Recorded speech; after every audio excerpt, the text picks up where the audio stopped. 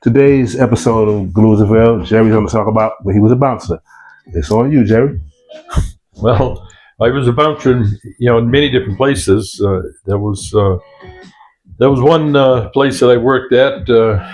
State law, if you take your drinks out of the bar, then the bar is going to be held responsible, and the state would take the license away. So it was pretty hard to find somebody that would be a bouncer. In Bath, Maine, is where I was doing this at this time.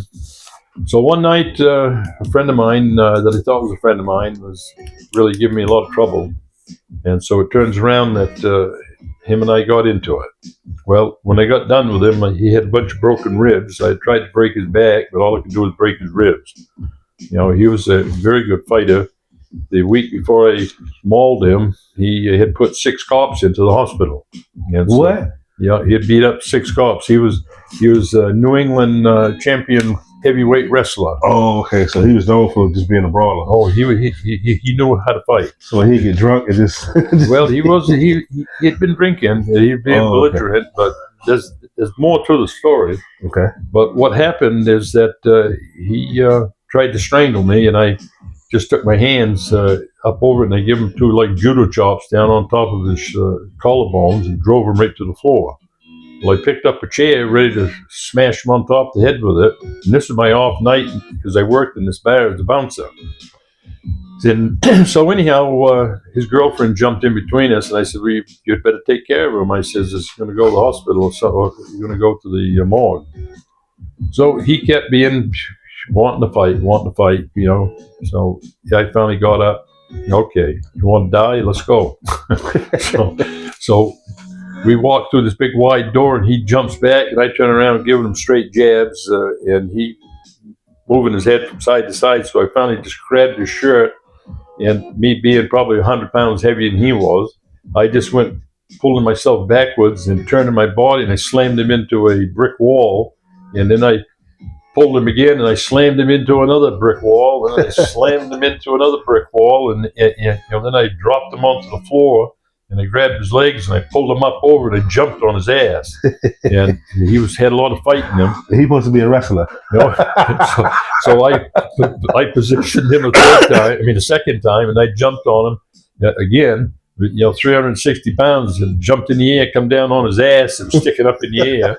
I was just manhandling him, And so the third time, everybody's hollering, you're killing him. And Jesus, I jumped into the air, and boy, that time he didn't move at all. Did you give him the So I walked out. punch? What's that again? Did you give him the Galuza horse punch? So I walked out the back door, and there was 2 seasoned cops that came in. Yeah. And I says, I think there's a dead man in there. I says, you better go look at him. Well, they went in, they saw who it was, they walked out the front door, they never come back and said anything to me. so pretty soon there's another big guy, he had him over his shoulder and takes him out, took him to the hospital, had a bunch of broken ribs. And so the next morning I showed up at his mother's house, and I asked her, I said, did Gerry come home last night? No. She said, why? I said, well, him and I got in an awful fight last night. She said, Gerry, I hope he didn't hurt you. I says, no, Mrs. So-and-so. I says, I thought he was dead when I left him. Oh, you just checking up just to make sure. so anyhow, so the years went by, and he did some other weird shit, to my neighbor and stuff. And I told him, I says, you come out to my farm, I says, and I guarantee you'll never go back to bother anybody else. You want to have trouble, I'll give you something that'll last you for a short time in your life. Feed them to the pigs. Well, one of the problems was with this bar is there was a big ship to Detroit, and there was 850 sailors, almost 1,000 sailors that were in town. And these men were crazy men. They committed murders and rapes and all kinds of stuff while they were there. So this was a constant thing where they came in like once a month? No, this was in the Bath Iron shipyard. We were doing an overhaul on the ship.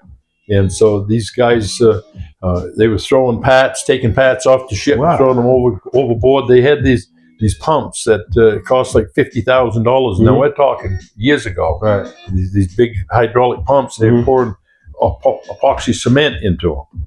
So they go test them, and boom, they explode. Oh wow. So they went did the second one, and that exploded. They went to the third one. They said, "No, let's take it apart, see what's wrong." Yeah. They sat taking them apart, and it's full of epoxy. So I told the guy I was bouncing for, I'd had enough. I'd been doing it for years, and I says, "I'm all done." I says, "I lost my cool, almost killed a guy on my night off being in the bar." I says, "So I think it's time to quit." So he come back about a week later. He's begging me to go back for him. He says, "I can't find anybody, Gerry, that can do what you did. They're going to put me out of business. The state's already said, warning me that if I don't find somebody to keep these from going out the back door, drinking out in the parking lot." Oh, okay, yeah. So he came back a second time and a third time. Well, about the time would have been the fourth time.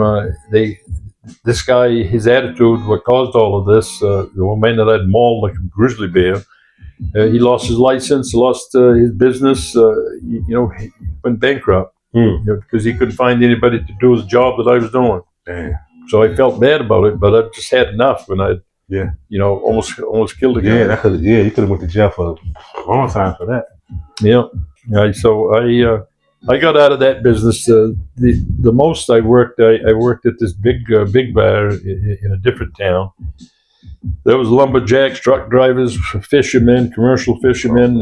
There was all kinds of crazies, and there was 850 people in this bar, and I was the only bouncer. What? Honest to God, there was 850. So you had to be cool and tough. So there was this big foyer, and I'd be standing there watching, like I'm supposed to do, watching the crowd. And there'd be 5 or 6 men there, like on the numbers on a clock, and they'd be staring at me, watching me, and then they'd rotate counterclockwise, and they'd look at me, and they'd rotate again, and look at me. Then the one would leave, and somebody else would take their place, and they'd do that for hours. They'd just stand there and watch me, studying me. And they didn't want nothing to do with me. Who's this big burly bear over there? God, I was strong. Back then, I saw how strong I was. About around 21, I bought this from a Mack truck. I bought a complete front end with the axle, tires, drums, springs, and everything. And the best I could tell, it weighed about a half a ton.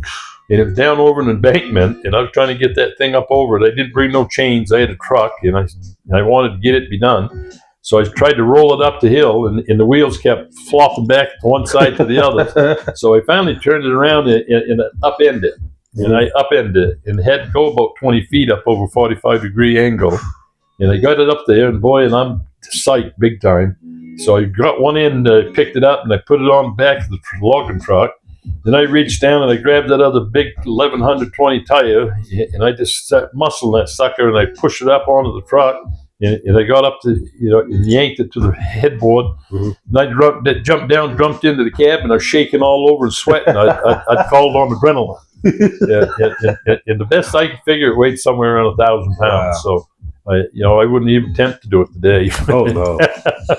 I could probably pick up one tire today. What?